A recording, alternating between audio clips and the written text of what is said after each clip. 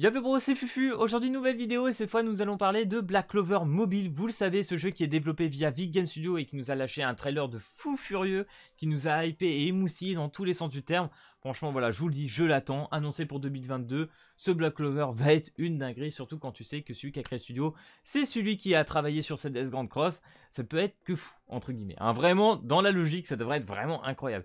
Donc du coup, les gars, dans cette vidéo, nous allons revenir sur les dernières actualités. Donc on va commencer avec la première dans laquelle nous avons, entre guillemets, une petite bêta qui va se passer en Corée du Sud, qui devrait durer du 5 au 6 février. Donc malheureusement, nous, normalement, on ne pourrait pas y avoir accès. De toute façon, il n'y a que 100 joueurs qui sont pris. Honnêtement, tu as déjà très peu de chances de base. Et de toute façon, voilà, je pense que vu que c'est en Corée, on ne devrait pas y avoir accès. Même si on a eu un formulaire que moi-même j'ai rempli, et sûrement quelques-uns d'entre vous l'ont fait aussi. Je vous le mettrai en description de cette vidéo. Donc d'ailleurs, je crois que le recrutement, ok, se termine le 26 janvier. Donc voilà, faites vite, on sait jamais. Donc normalement, durant ces 2 jours, tu pourras tester le jeu et derrière passer un entretien avec les développeurs. Donc autant te dire que s'ils parlent coréen, ça va être un peu compliqué. Dans le sens où là, tu passeras un entretien pour dire qu'est-ce qui t'a plu dans le jeu, qu'est-ce que tu verrais à améliorer ou changer, hein, tout simplement. Et je pense vraiment que ce genre de bêta est très importante, surtout pour une sortie de jeu. Parce que c'est vrai que quand tu es développeur, tu as tes propres idées. Mais c'est vraiment bien d'avoir les avis des joueurs.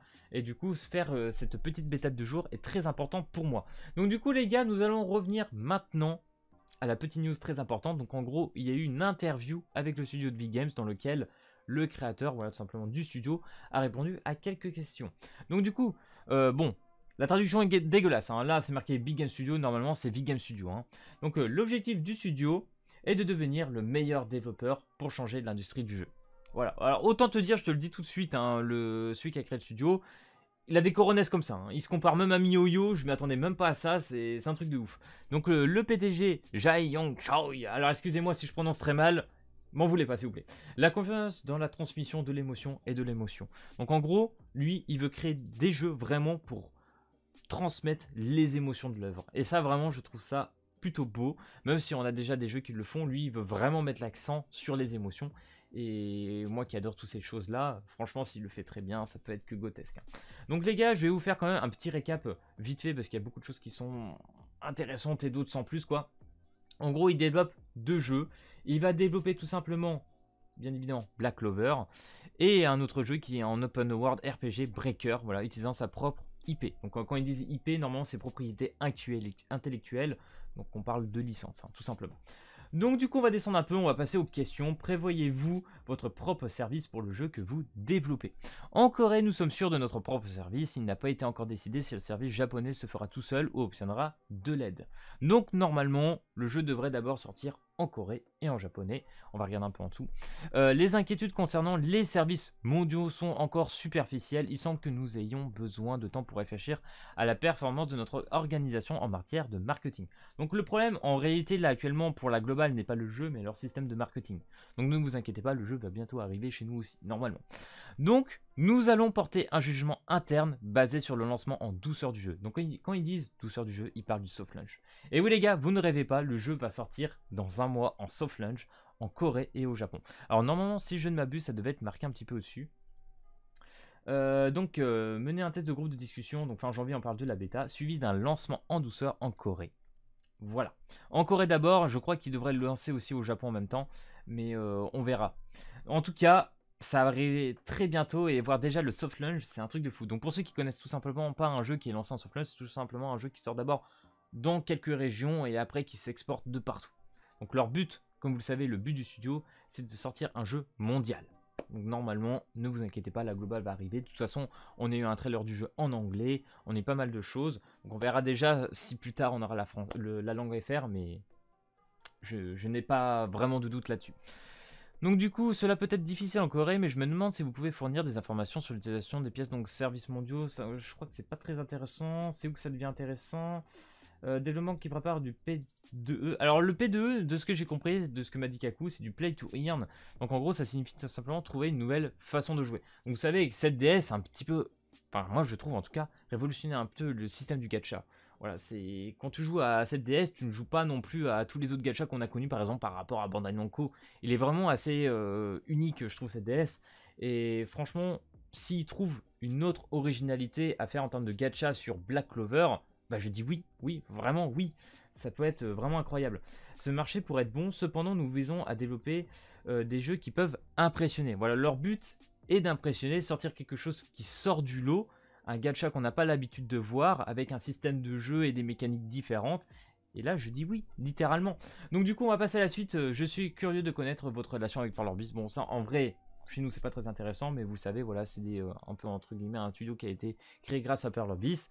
Ils travaillent étroitement ensemble. En vrai, de ce que j'ai compris, ils fournissent une assistance sur demande, mais sont généralement indépendants. Donc en gros, ils travaillent pas, enfin, ils sont pas proches entre eux, quoi. Ils font chacun leur truc de côté. Donc voilà, pourquoi avoir choisi Black Clover, la licence Black Clover tout simplement. Au début, je voulais développer un jeu basé sur licence, mais ça n'a pas marché. Il avait beaucoup de savoir-faire et était confiant, mais lorsque je l'ai contacté, le titulaire de la propriété intellectuelle n'a pas répondu. Logique. C'est peut-être parce que Black Clover est une adresse IP reconnue mondialement. Donc en gros, ils ont eu du mal, je pense, à avoir la licence tout simplement. Mais nous étions une start-up. Après cela, bien évidemment, ils ont créé Big Games et entré en contact voilà, avec Parlorbiz et continue. Donc du coup ils ont pu avoir les droits et nous sortir ce magnifique Black Clover. C'est vrai qu'on y pense les gars depuis le temps que je me suis dit pourquoi on n'a toujours pas un gacha Black Clover. Bon, en vrai on en a déjà eu un de Bandai Namco qui n'était pas exceptionnel, il faut se le dire.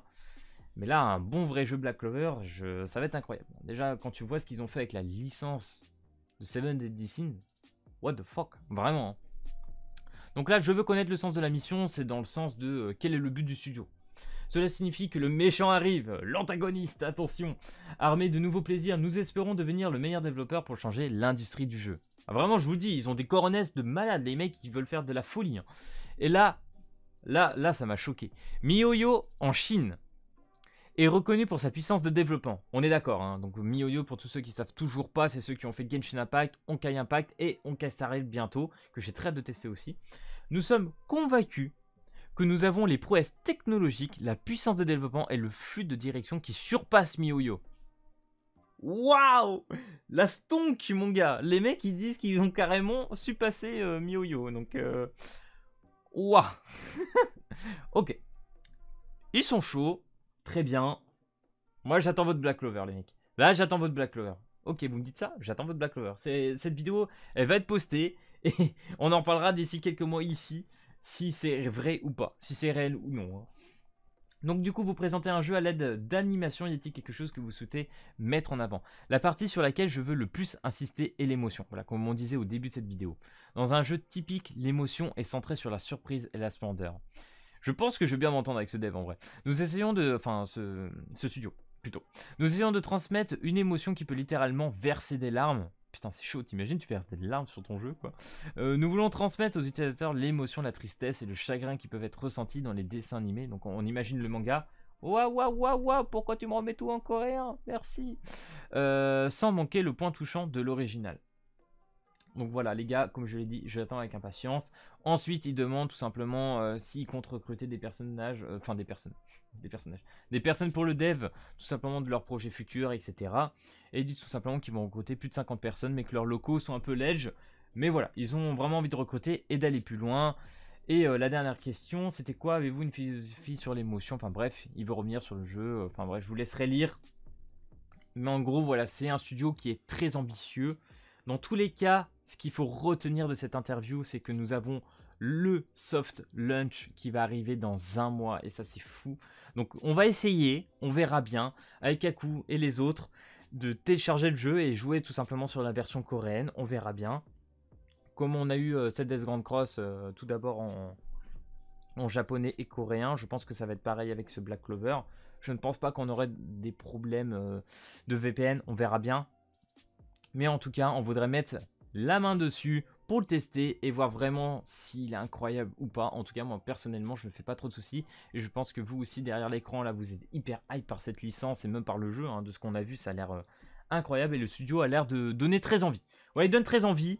Après, maintenant, c'est à eux de faire leurs preuves. Ils sont tout nouveaux, ils ont 2 jeux en cours, donc Breaker et bien évidemment Black Clover. Donc faites du lourd vraiment. Donc voilà les gars, j'espère que cette vidéo t'aura plu. Si c'est le cas, n'hésite pas à lâcher un petit pouce bleu et à t'abonner. Et puis moi je te dis à plus à la prochaine vidéo. Allez, peace tout le monde!